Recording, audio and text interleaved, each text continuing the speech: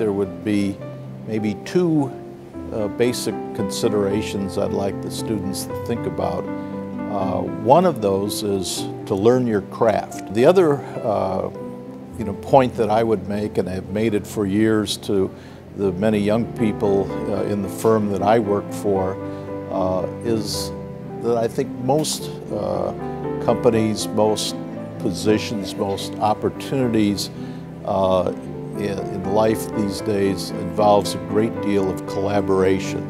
So it is extremely important that you be what we might call loosely a team player, to really be empathetic and understanding of the folks that you're working with, potentially clients that you're working for, truly to think about the other person. I certainly saw all of the good programs and wonderful work that goes on here at IIT, so it was easy to be inspired, to be engaged and help out and active as an alum from the university that had a personal as well as a professional context.